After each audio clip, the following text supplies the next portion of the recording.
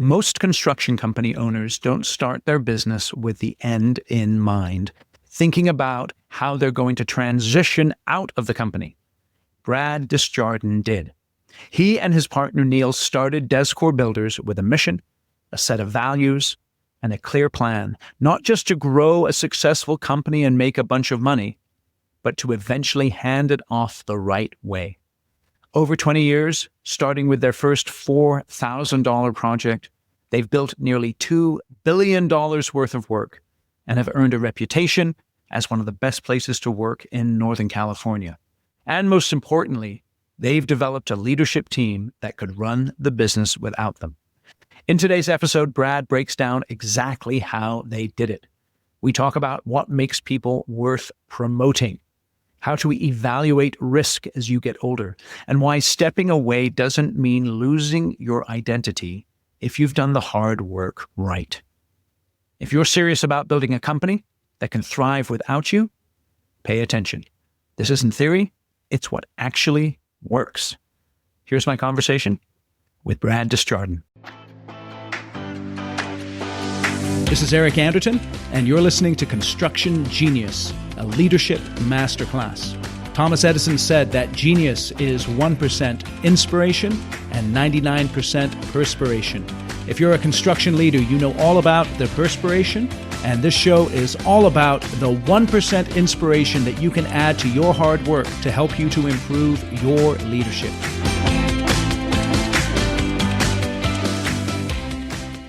Brad, welcome to Construction Genius. Good morning.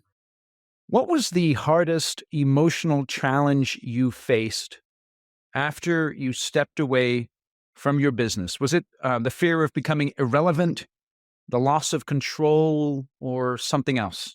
I would say that I guess the biggest challenge I had was just missing being with the people that I loved and admired every day, and just feeling kind of left out. We had such a good time at DesCor that I felt that it was missing the people. I never felt like loss of control or a sense of identity, because I get my identity not in what I do, but whose I am. So that's interesting. Missing the people. What about the people did you miss the most? I miss the camaraderie. Neil and I surrounded ourselves with highly talented, highly committed, highly passionate people, and it energized me. So give us just a little bit of background, maybe the 50,000-foot view. You mentioned your business partner, Neil, about your career in construction and how you've reached this point in your career. As far as my career in a nutshell? Yeah. Okay. I'm a third generation contractor. My grandfather and father were both contractors. I got into the business in the early 80s. I worked for a large company in the Bay Area, moved to Sacramento, and I was able to be with a company that was starting up that has since now become a huge construction company. From there, I met my business partner, Neil Cordero, about 29 years ago, and we worked together for 8 years at a previous company, DPR Construction, and we decided that there was an opportunity to create something really special in the construction industry in Sacramento. So 20 years ago, we broke out with a mission, a purpose, and a set of values, and that was pretty much it. Our first job was $4,000, and over the tenure, Neil and I did about $1.9 billion worth of work. We've been recognized as a great place to work in the Sacramento area for the last 18 years, in addition to other awards. But we were able to really attract people that shared our values, and to be able to be around people that share your values and that operate on such a high level, it was just an absolute pleasure. When we were talking about letting go, and I see my life is a series of assignments. And I feel that, I had assignments earlier in my career at previous employers. And I feel that this last assignment for 18 years at DesCor Builders was absolutely my most fulfilling assignment. And now I'm realizing my purpose in my current assignment. Why do you see your life as a series of assignments? Because I think missions, whether it's company missions or life missions, I think missions have an expiration date, and it gives you a sense of finality and accomplishment. I felt that at DesCor Builders, that assignment was to create a business that represented both Neil and my shared values. And I felt that there's a certain seasons of life. And what happens is I think we operate at a high level when we're in the right season of life. And I felt that, Neil and I had my assignment with DesCor Builders, Neil and I, we always worked for the company. I mean, the company was before our personal, we felt that if we took care of the company, we would be taken care of personally. So that was secondary to us. So what happened is it came a time where I felt what was best for the company is that the people leading the company were stepping into the prime of their career instead of stepping out of the prime of their career. Interesting. And as far as in, the day-to-day battles of the construction issues, just felt that the energy of young people that were passionate and energetic, it just served the company better to have me be in a different role. I'm still at the company very part-time as an advisor. Let me ask you something here. One of the deepest struggles that most construction companies have is attracting and retaining the right people. What do you think is the connection between you and Neil being clear on your values and your ability to therefore attract and retain the right people? Well, our purpose is to build a lasting legacy of great buildings and even greater relationships. Well, the key to relationships are similar values, a long-term relationship. And that's really seeing the world through a similar lens, not the exact lens. And we felt that we could tell if people were going to thrive at DesCor by how they embraced our values. People actually came to us because they were attracted by it. And I think that values kept them there. We were able to retain great people because we lived those values daily. Also, people want a sense of purpose, and they wanted to be part of something bigger than themselves.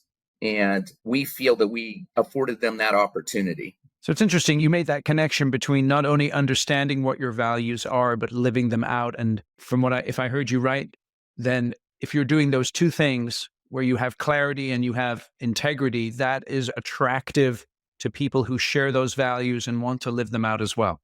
Absolutely. And one of very strongest values is accountability. And every time what we would do is we would explain the culture to every person that came in the door, every new hire in the onboarding process.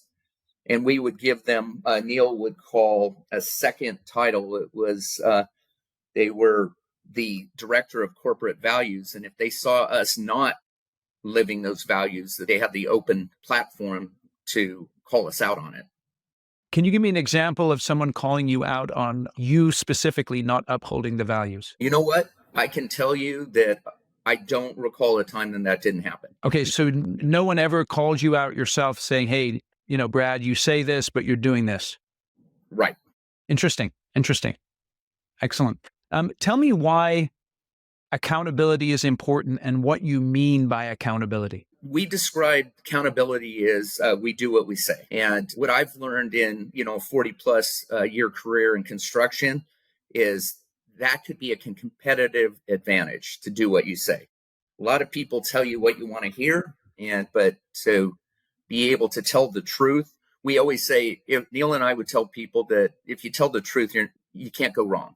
Right. Can you think of a time where that value of accountability, of doing what you say, cost you something, and it was that cost, as you were reflecting prior to making the decision, caused you discomfort, and you had to push through that discomfort in order to maintain that value? I would say that early on, holding people accountable, we used to say that we had a disciplined approach. So internally, how it would work is that I'd say I would hire disciplined people so I didn't have to discipline them. But with accountability, say we do what we say. Early in our tenure, we were brand new, and we had priced this project. And what happened was we met the owner's budget. We were going to do this project, and the a subcontractor who was second bidder came back to us and said, hey, we could change our price. And it would have been very beneficial for DesCor to do that but we had already told a previous subcontractor that we were going to use them. And this was very early where every dollar meant something to us. So, we stuck by our guns. We met our commitment to the previous contractor, and we did not see any fee increase. So keep going. Other Please. times is when we've had to accountability with our values. We had to, not only would we hold ourselves accountable, but sometimes we would have to hold other members on the team accountable and have uncomfortable discussions about that. Yeah. Going back to the start of your business, you worked for DPR for a number of years, and then you and Neil went out and started your own company. I love that story of going from a $4,000 project to building almost $2 billion worth of work over the lifetime of your involvement in the company. When you started the business, there's that phrase, start with the end in mind. Did you and Neil sit down and say, we're going to be in this for this season of our life, however that long that season is, and then at the end of that time, we're going to pass it on to another group of people? Or was that something that evolved over time?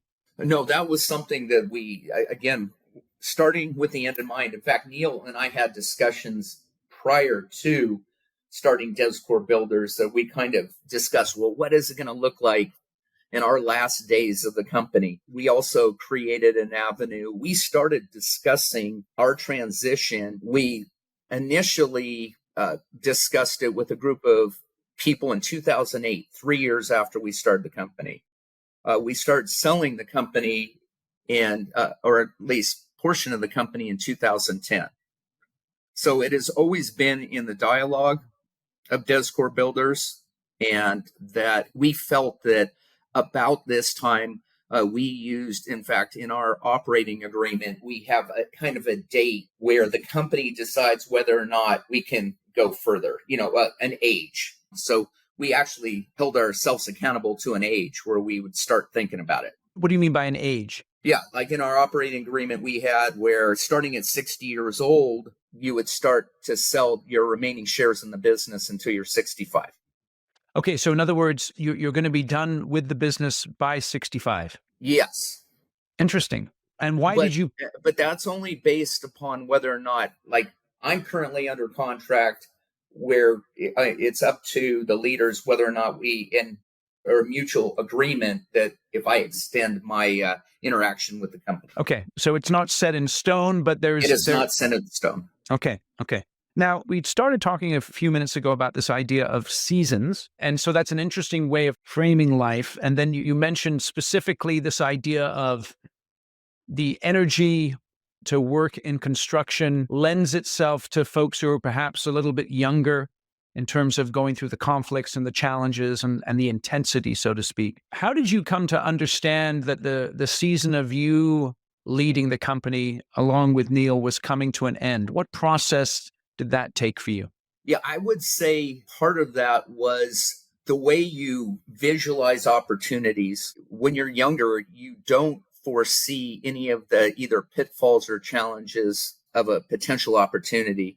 And you just become, as you get older, I think that you become just much more aware of the risk and the risk tolerance. Right. And so what does that have to do with the season and you deciding to step out of the business? Well, what that has to do with it is I would not want to be an obstacle if the younger group is willing to take risk. I do not want to be an obstacle to that opportunity. Okay, I get that. So what you're saying, in other words, is younger folks, they have a longer time frame. They're looking at issues of wealth and things like that in a slightly different way than you are. And so therefore, that would affect the way they look at making decisions. Yes. That's really interesting, right? So put us in the room with yourself, Neil, some of the younger generation that you've passed on the business to, as they're perhaps pushing and you're perhaps saying, hold on a second, how did you negotiate and go through that process of risk evaluation and decision-making as you were going through your tenure in leadership in the company? What we would do is we would meet as a group and just discuss. In fact, we actually created a risk calculator. So the person who would bring the opportunity would develop a risk calculator. Then we would talk about what are the opportunities and the risks. And I saw myself discussing or thinking a lot about what is this going to do? What negative impact would this have to morale or our people and those type of things. So, and I just did not want to be, if young people were willing to take the risk, I was all for it. However, there were times where I just feel that I did not want to be an obstacle to that. Yep. Yep.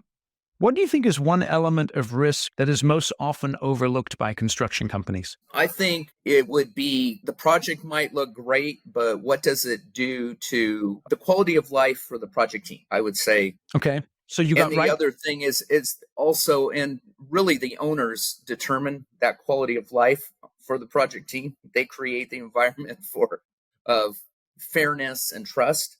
And I was really, we spent a lot of time becoming a resource, and we're in a very commoditized industry. Yep. And I was very aware of whether the potential client looked at us as more of a resource and partner or a commodity. That's interesting. I like the way you put that the owners create the quality of life for the project team. That's a neat way of putting that. Let me ask you this about your identity and letting go. You said earlier as we kicked off that the biggest challenge for you was missing the people and the camaraderie. What do you think is the source of camaraderie in healthy construction companies? I'll tell you what helps is winning.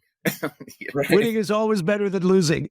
No, and I really think that the source of camaraderie started with shared values, kind of a similar lens. We have a bunch of different personalities, but people kind of going in the same direction. And I think the sense of we created a culture that really honored people and really celebrated others' success. So I think people at DesCor really like each other. Like when we have company events, when we have Christmas parties, people hang out way after the event, and there's really a family feel. And I think people are genuinely happy for other people when they succeed, and they're willing to walk with them when they're struggling. That's interesting. So that second part there, walk with them when they're struggling. How did you navigate decisions in terms of making a move when someone is no longer a fit in the company? Because we all understand that we go through struggles in life, and sometimes they can be quite deep. They can be personal. They can be business related. But how did you go through the process of saying, you know what, you're no longer a fit for our company, and we're going to have to part ways? Yeah, well, that's always a difficult thing to do. And what we did is, and it always comes down to whether or not they're a value fit. Because if it's a performance issue, then they're not meeting the value of excellence. Okay. So what we felt, the thing that gave us strength to do that is we felt that it was for the good of the company and it was for the good of the other performers, because usually we would always give people a chance. We would always self-evaluate. Is it something that we are doing? And so what we would do is we would go through a process. Have we done everything we can? And are we clear in our expectations? And if they still cannot meet that, it's for the good of the company, the good of the good performers. We always felt that every time that we let a person go, the company got better. Hey, how's your time management going at the moment?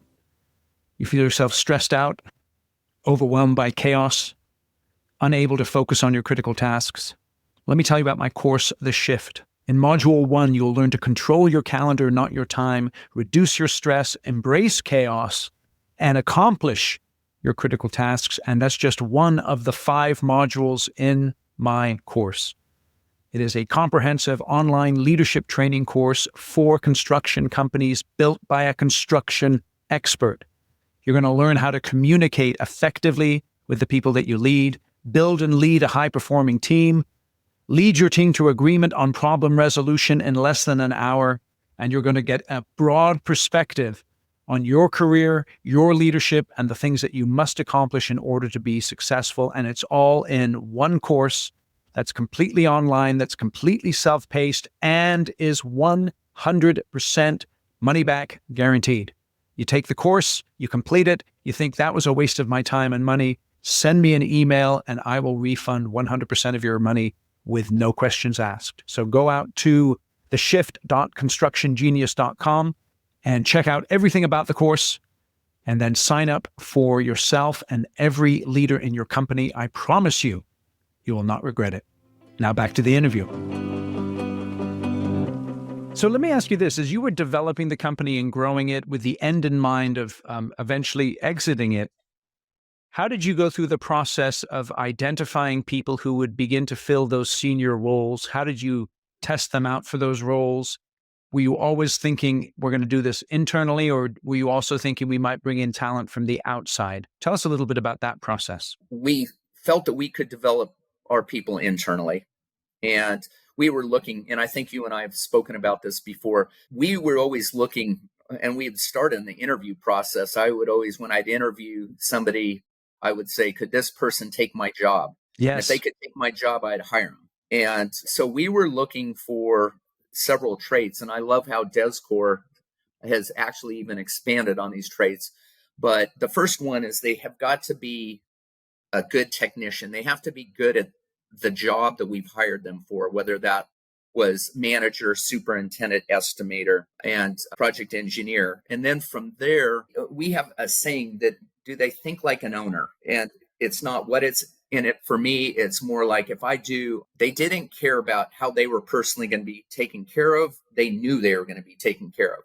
So the first one was they're good at their job. The second one was that we would allow them to lead an initiative. Do they make us better above their job? Is there an initiative for a new software that they're going to try out, or some type of surveying equipment or whatever? And are they leading that effort? Are they interested in not only making themselves better, but making the company better? And the third one is to create a customer base on their own customer base. That's interesting. So that idea of taking an initiative is thinking like an owner. Is that what you were saying? Taking on an initiative?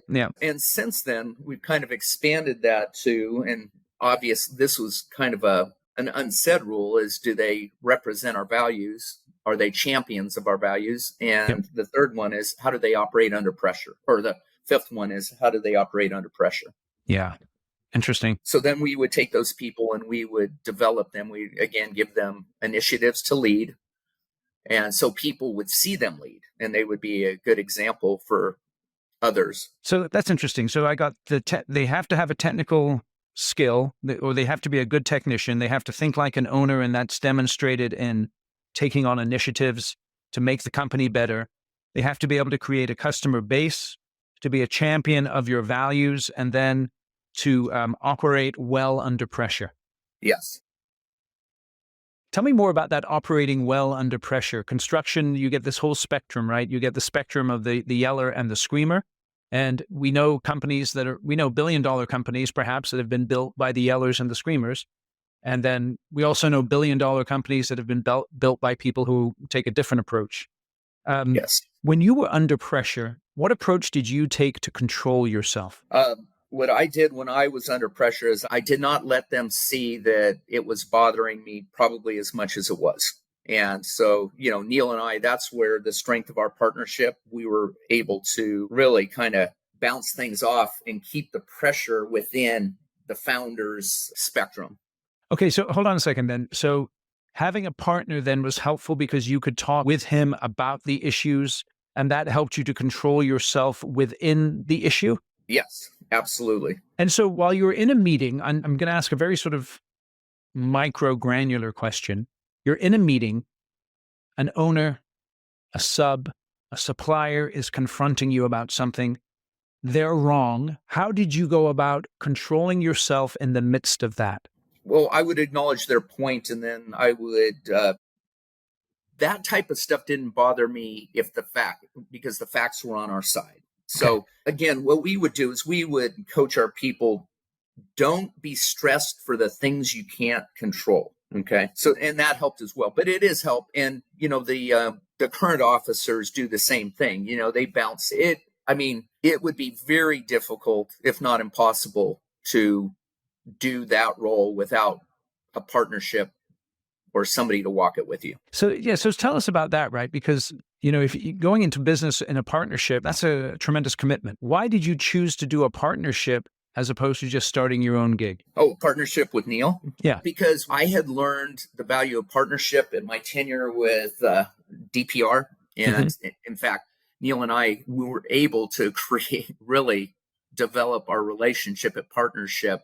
And we knew that it was a winning formula because it's not about me. It's not about Neil. It's more about somebody who it's fun to share successes, and it's essential to share challenges with somebody. Do you think that's just a reflection of your personality, or is that a human thing that if more people embraced it, they would have a better time in life? I think if more people embraced it, they would have a better time in life. Interesting. Because I know...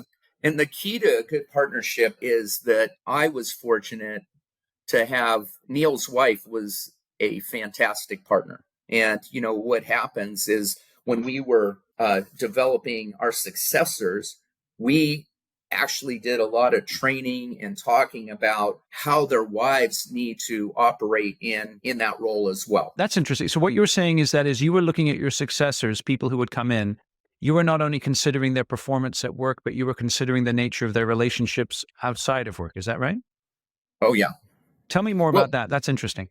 Okay. Well, we feel that it's very important for, the success of a lot of the success at DesCor is how Neil and I modeled a partnership, and that, we had each other's back, but our wives did too. And I've just seen in the past where a partner's wife can create an issue with the business, second guessing the partner, not trusting the partner. And I can tell you that I was very blessed to have Neil's wife, Heidi, as a partner of mine. Interesting. So that's interesting to consider when you're, as you're going through the transition. And I think this is probably something that either people don't want to talk about because mixing business and personal, or don't think about talking about. That if I'm considering someone for a senior role or an ownership role, I should consider how they run their personal life, if they're married, how that marriage is going, and how that reflects on their ability to partner in the business. Absolutely. It's interesting. Yeah. We feel that, people have asked us what is the key to our success? And you asked previously, retaining employees. And one of the issues is that businesses in general fail to realize who their most important customers are. And their most important customers are the spouses and families of their employees. Okay. Dive into that. Tell us more about that. And what you get with that is that they leave an environment of love and support. And then they come to work with us 8 to 10 hours a day. Yep. And the way they are returned back to their loved ones is the way their loved ones are going to feel about the company. They will in turn support their loved ones' efforts when they come back to work. So it's a circle, right? And we feel that not only were we building greater relationships, those greater relationships include strengthening families. So I think you eloquently stated that. Where does this perspective come from for you? How did you develop this perspective and this approach? I developed this perspective I just think that you had mentioned, business and personal life. I think that they're much more closely aligned. I don't think that, and maybe in the past, there used to be, you separate your business from your personal life, but I think you're the same person. I learned through my career that I'm the same person at home as I was at work. Yes. And I think first of all, it's a lot less tiring. You're not acting at work. Yes. And I just think that family support allows people to work at a higher operating level. Yeah, that's interesting. Very interesting. And here's an example. Years ago, we had, and understand construction is we're a deadline business. Yep. So and Neil and I were focused on creating a quality of life, right? Right. Work-life balance, in my opinion, is a misnomer. I think it should be considered more of a sustainable quality of life. So you can't grind people. You can't have people work many, many hours without having them get rest. It's just not good for them. It's not good for their personal life. And several years ago, I went out to a job site. We were on a deadline, and we had a foreman on the site that he had worked 3 weekends in a row. And we had always made accommodations after. We took care of them in some way. And I was out at the job, told him I appreciated his work and that, that we were meeting our objectives on site. And I asked him, how's your wife feel about this? And he goes, she's okay with it. She loves this place. She would be angry with me if I didn't do it. I think that's powerful. It's interesting, huh? I think it's interesting when you think about the decisions that you've made. How confident are you in your next generation making similar decisions? And how necessary is it that they continue on your values in order for you to feel like the project that you've built has been worthwhile? Oh, you know what? Every time I walk into the office, Eric, I experience that they live our values. And to me, one of the biggest blessings of my life is, and any guidance I could give anybody, any recommendations, is focus on enjoying your legacy. I enjoy seeing what they're doing. And an example, I went to a company meeting a couple weeks ago, and they have now instituted or implemented what they call the PACE shout outs, where they just shout people out at a company meeting for how they represented our values. And so they live the values, and I hope is that they succeed. They have a business that we were at a starting point, $4,000 job, and we took it from nothing. See, they have a lot of momentum, and Neil and my expectation is they're going to thrive much more than we did. But it really does my heart well when I go in there and just see them living the values, living the mission, already identifying their successors and developing them. So that's an interesting thing also is you guys started with nothing and built something. They've been given something, and the expectation is that they will continue on and make it even better. But how do they stay sharp so that what's been given to them doesn't deteriorate because they haven't necessarily started at the bottom and gone through the grind of building this thing? I would say that they were with us. They've been with us from the beginning, pretty much. And so they saw the grind. I see. They were willing to, and one of the reasons that makes them such great leaders is they really showed their true colors during the subprime mortgage meltdown. Yes. And the leaders really emerge. And when you go through crisis or real challenge, and it was very impressive the way that they navigated that. Yes. And, that's interesting. We've been, during COVID, we created a COVID task force that they really ran where, we were identifying the challenges of COVID. They broke up the activities. And so they've been able to see the success. They also they've been the benefactors of seeing just the joy of a strong and loving culture. I mean, I would think that it's ingrained in them. They are going to take it to the next level. And I would say that they know better, and the people who work for them now would hold them accountable. So it's interesting. How did stepping away from the business affect your sense of identity? Like I said before, my identity is not in what I do, it's whose I am. And so what do you mean by whose I am? You said who's, not who I am. Yeah, it's whose I am. Tell me what you mean by that. I'm a follower of Jesus Christ. Okay. And my purpose is to please God in what I do.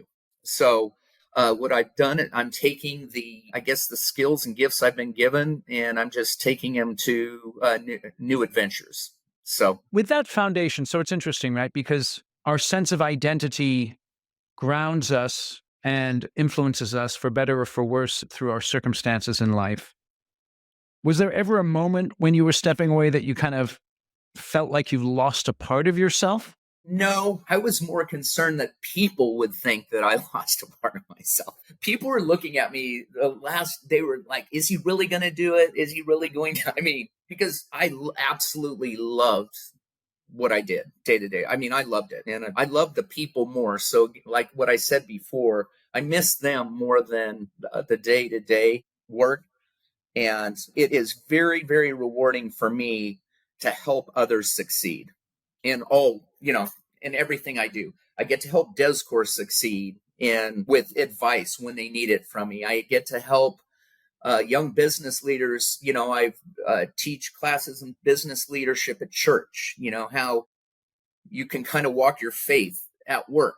I help our church with capital planning. I'm in a group that what we do is we help nonprofits strategize on a high level and help expand their influence.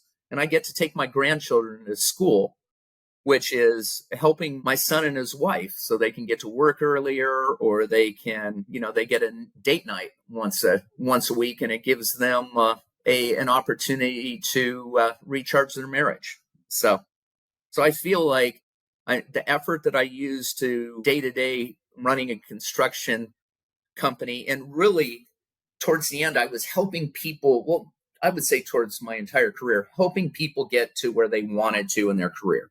Yeah. How did you balance, we're in business, obviously, to have an impact, but, we have to provide for ourselves and for those who we're responsible for. How did you balance the desire to maximize your financial return with the goal of benefiting others, preserving the legacy of the company, the future of the company? Yeah, I would say I think that Neil and I did a great job. I got to give kudos to Neil. He created this real clear financial plan that really helped us navigate this. And yeah, could I have maximized profits or more personal wealth?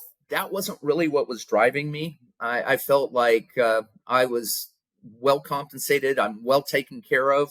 And I think I've learned this through my career too, that I don't need to maximize every transaction. If I get a good deal, I'm happy with it. It's interesting. How long did it take you to come to that point of view, or is that a point of view you've always had? I would say that it came pretty much, I would say, through my tenure, probably early in my tenure at DesCor. And Neil's the same way. We always had not that we didn't make the best of our opportunities, sure, and not that we didn't provide our shareholders spectacular returns, but it was, again, it's more about a quality of life, and tend to focus on, somebody said this once and I've kind of owned it, is your quality of life is really a direct reflection of the quality of relationships. So yeah, no matter it, there could always be more money, right? Yeah. I mean, but that isn't really what's important. The quality of your relationships are important no matter where you stand on the financial spectrum. What advice would you give someone who is about to exit their business and unsure of what comes next?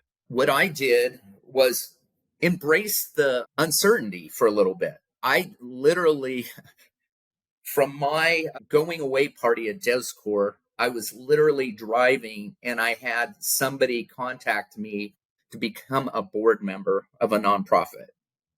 And I was like, why would I step into, into some other commitment right now? So I had several groups reach out to me, and I gave myself a year where I just, I was uncertain. And the other thing I did was, you've got to trust. Well, first of all, it was never about Brad. It was never about Neil. It was always about DesCor. And so if you're not entirely focused on yourself all the time, I think joy in that. And but I would say if you trust the people that you've turned the company over to, enjoy it, enjoy their success, understand, you're part of that, you created that environment, that there's a lot of satisfaction in that. Quick break to talk about my book, Construction Genius. I tell you, man, you've got to buy this book because it's all about effective, hands-on, practical, simple, no BS. Leadership, strategy, sales, and marketing advice for construction companies. I'm an expert working with construction companies, over 2 decades of experience. You're an expert at building projects, but your expertise as far as leadership, sales, marketing, and strategy may need some tuning up, and that's what this book is all about. So go to Amazon and buy yourself a copy. Buy a copy for everyone in your company. And if you buy 10 or more copies, send me an email. and we will set up a free 1-hour question and answer session about the book. And I'll do some bonus training. I would normally charge $4,500 for an hour of my time. I'm going to do it for you at no charge, just for purchasing 10 copies of Construction Genius. And you can get that on Amazon for under $200. That's what you call a killer deal. All right, back to my interview. Can you remember a time as you were going through the transition while you were still in the business where I just have this image of, our hands being on the business and we're making decisions. Can you remember a time when you began to loosen that hold and you really saw the next generation stepping in and you were okay with that? Yes. In fact, what we did was, you start with them leading initiatives, then you start with, and I think as business owners, you're on the spectrum of weaning your customers and your customer base away from needing you. Yes. Yes. And I would say that what we did and what made our transition, and Neil just retired 2 months ago. And so I can say and that was really the end of our founder's assignment. And I can tell you that it's like when the elves were getting on the boats at the end of Lord of the Rings kind of thing, right? Yeah, exactly. So what happened is actually 2 years ago, it was in the middle of COVID, or 4 years ago now, 2 years before I transitioned out. What we did is we got the leadership group together, and during COVID, you couldn't really meet. So we met out at a community building that we had built. It was a park. So we met out in a park. And what we did was we had everybody who was stepping into their next role get up to the entire company and give their vision for the company from their perspective. So for the last 2 years, it was really seeing people take over more, and seeing especially I would say externally too, but the face of the company really transitioning to the successors. Yes. And so that means that you've got to kind of let go of your ego there, right? Because it's so easy to, I'm the man, and me and Brad, Neil and Brad, we're the man. 100%. So you got to let go of that ego part in a way, right? You can't be the guy who everyone's sitting around getting the wisdom from, the guru all the time, Exactly. But again, they're starting to take on the risk and everything else that's associated with that role. And so, yeah, it has been helpful. So I would say that also just enjoy, stay involved a little bit if that's part of your agreement, to just see the fruits of your labor. It's really cool. I really was able to put a bow on this. Neil recently had his going away celebration, and I had mine. And I just remember the last day of my tenure as DesCor's president and CEO was the best day of my career. And why is that? It was because at the going away party, and my wife was witness to it, they got it. They saw that I loved them. Who saw that you loved them? All our people, and they recited back what I had been teaching them for years. So that's interesting. So on your last day, it was your best day because you saw that people got what you were trying to communicate to them, and they appreciated you for that. Well, yes. And the part of it and I just felt like, okay, it was, what a great way to put a bow on this thing. Yeah. It's interesting.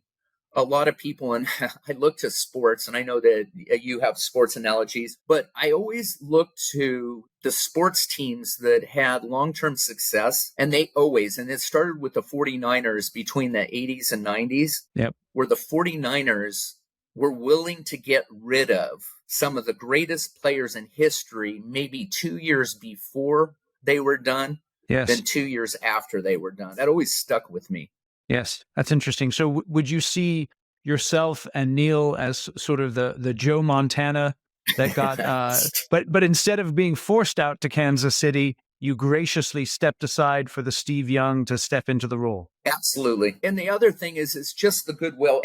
Again, when I was saying the last day and they got it and they appreciated me, it was, who noticed it? It was my wife who recognized it. An outsider recognized it. I didn't even have to tell her that. She just said, you didn't have to say a word. And my parting shot to the group was, if I have made an impact in your life, I had the leaders stand up and I said, if I've made an impact in your life, you can do me one favor. You can give them the benefit of the doubt. Give who the benefit of the doubt? The new leaders, because obviously there would be a tendency for comparison.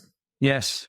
That they're not doing it like Brad and Neil, that type of thing. And I said, please, I've been with them. You've been with them. You know them. They've got your back.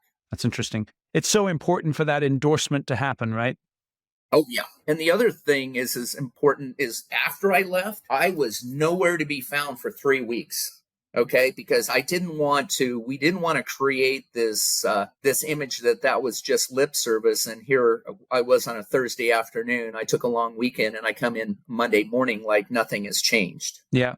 I wanted to give the group the feeling that there was real transition. Yes, that's so vital right there. That's so vital. So you didn't come in, you said again, for 3 months, you said? 3 weeks. 3 weeks. And then after that, you're still in an advisory role. How did you manage that? And then what I would do is I would come in.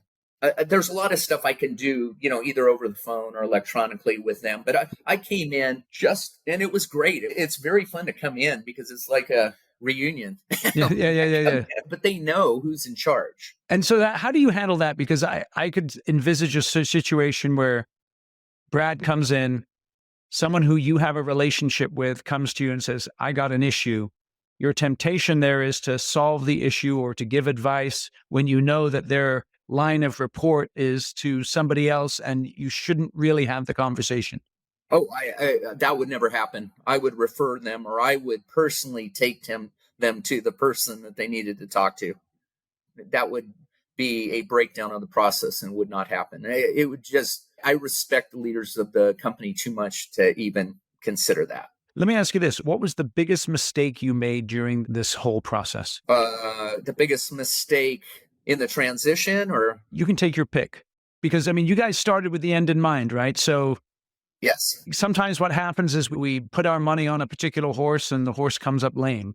Or we think something's going to go a certain way and circumstances occur like 2008 or something like that disappoint us. We make a bad call based on an emotion or just incorrect judgment. Those kinds of things. What would you do differently if you had to do it all over again, knowing what you know now? That is a very hard question because I have absolutely no regret. So that's very hard. I don't think there's anything in the transition.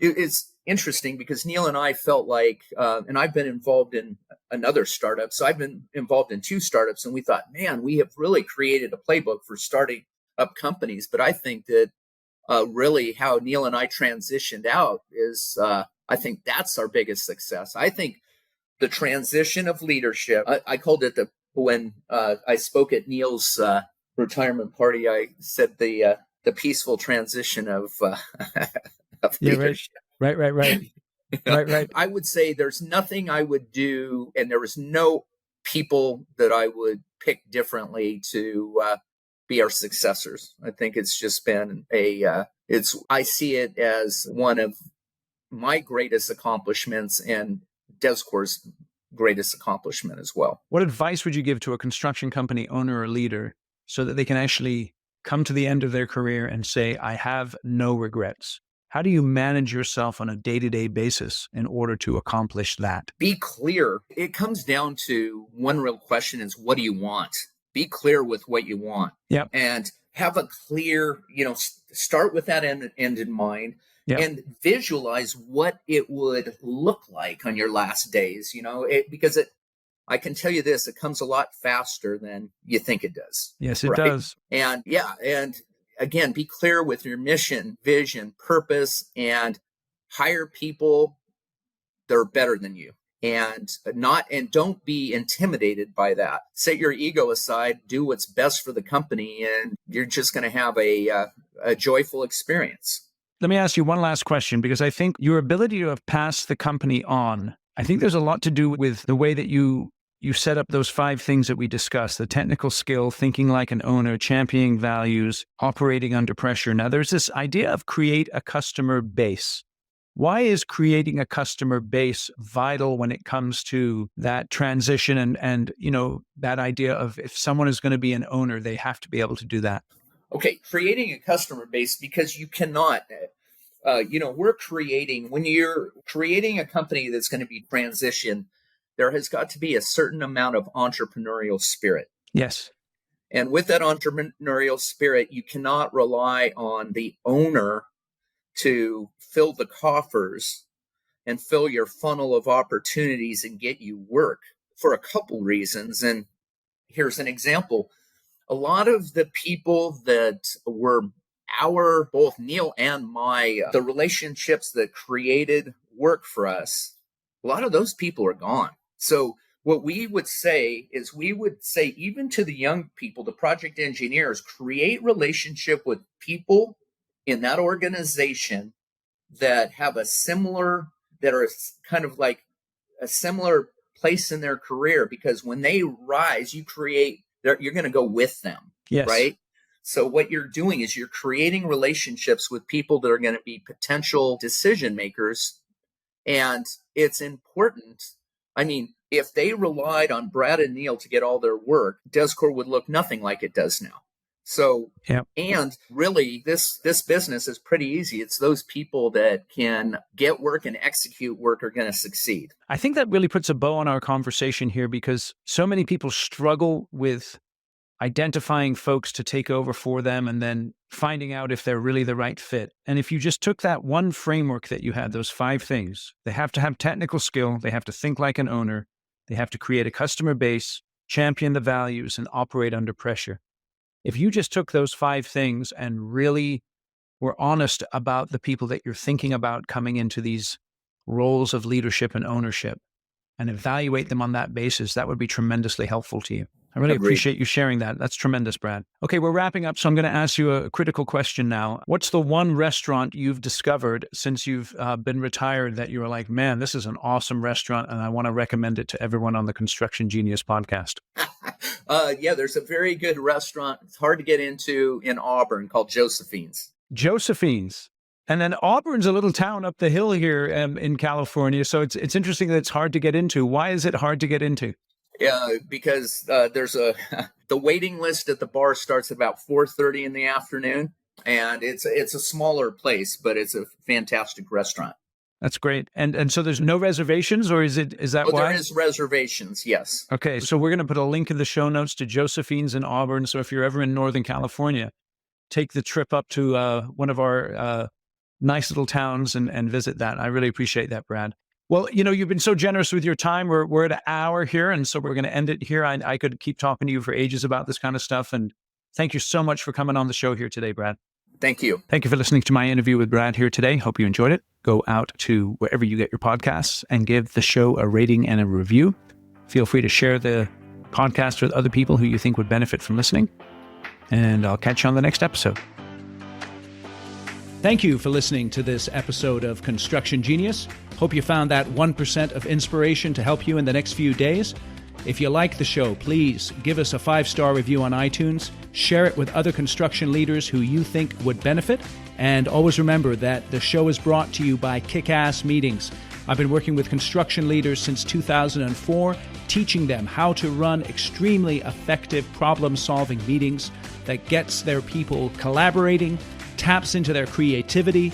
And to get yourself a free copy of the Kick-Ass Meeting Report, go to www.ericanderton.com/kickassmeetings. Grab yourself that free report, read it, use it in your business. You'll find it extremely useful. And thanks again for listening.